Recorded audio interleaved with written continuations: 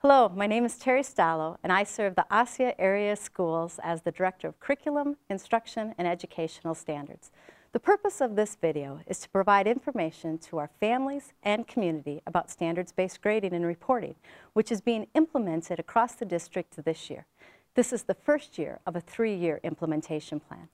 At the Osceola area schools, our mission is to inspire and prepare all students with the competence, courage, and confidence to achieve their dreams, contribute to community, and engage in a lifetime of learning.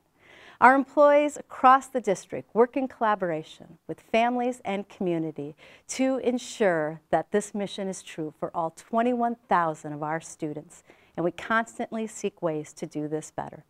Our primary responsibility is to ensure that all students learn so that they have the competence they need to achieve their dreams. After several years of research and planning, we have learned that we can do a better job of educating students and communicating student learning through the implementation of standards-based grading. Standards-based grading provides a framework to communicate what each student has learned, what they know and are able to do, their academic achievement of grade level or course standards. Standards are the expectations outlined at each grade level and in each content course.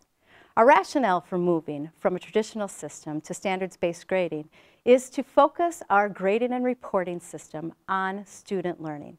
We use an acronym, MAX, to help communicate our purposes. Standards-based grading will make our grades more meaningful because they are based on attainment of state, national, and local academic standards, and the work of teaching and learning will be focused and aligned to these standards. Standards-based grading will make our grading and reporting system more accurate because student performance will be measured by attainment of standards, not based on a curve or compared to the performance of other students. Grades and points will no longer be given for non-academic factors such as effort, participation, or extra credit. It is still important to communicate these, but they will not be counted into the academic grade. In the past, parents and students weren't always clear on how grades were determined. Standards-based grading will help alleviate any mystery or surprises around grading. Standards-based grading will make our grading and reporting system more consistent because teachers will determine clear, common, and agreed-upon priority and reporting standards to be used district-wide. Teachers will be collectively developing common assessments and common proficiency criteria for assessments. And ultimately, standards-based grading is more supportive of student learning. Our goal is to make sure that students are engaged in their own learning, that they are the primary stakeholders in their education. We need to give them feedback about their learning and provide many opportunities for academic practice, which will inform next steps for teacher instruction and student learning, so that at the end of a unit or grading period, students have had enough support in the learning process that they can showcase evidence of their learning. I'm Chris Rouleau, and as the Coordinator for Curriculum, Instruction, and Educational Standards, I help students learn by ensuring that standards-based grading comes alive through the teaching and learning processes used each day throughout our classrooms. The core principles of standards-based grading are the same for our elementary and secondary students. However, there are a few differences in how this will look at each level. At the elementary level, there are 2 changes that will be noticeable when parents receive a first report card home in December.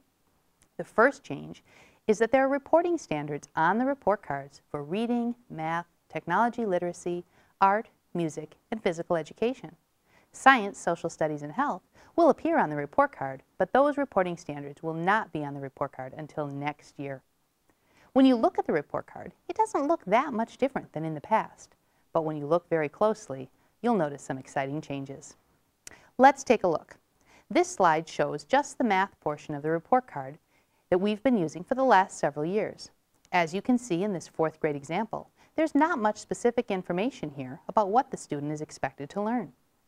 And this is a sample of our new 4th grade report card with specific reporting standards that describe student learning in math. Not all of these reporting standards are marked each trimester because students learn and are assessed on these standards at different points in the school year. But at the end of the year, you will be able to look at a complete set of reporting standards and have a better idea about what your student is learning and their achievement of these standards. The other thing parents will notice that is different on the elementary report card is the use of a rubric for all academic marks for all grades. It's important to note that for the elementary report card, the marks are not aligned with grades. So a 4 does not equal an A, a 3 does not equal a B, and so forth. Because our academic standards in OSSEO are rigorous, the mark of a 3 represents a high level of achievement and is the goal for each student. Some students will consistently and independently demonstrate learning beyond grade level standards, and some students will need continued work in order to meet grade level standards. As parents and guardians, this report card will provide you with more information about which specific standards will require more learning on the part of your student. Research and our experience tell us that when standards-based grading is used, there is an increased focus on student learning and attainment of standards. Our teachers and administrators are working hard to improve our grading and reporting system so that you can be sure that grades are truly a reflection of what a student has learned and is able to do. When we provide better information about what students have learned, we're doing a better job of supporting our students in pursuing and achieving their dreams. Thank you for being partners with us as we work on our shared goal of bringing our district mission alive for your child.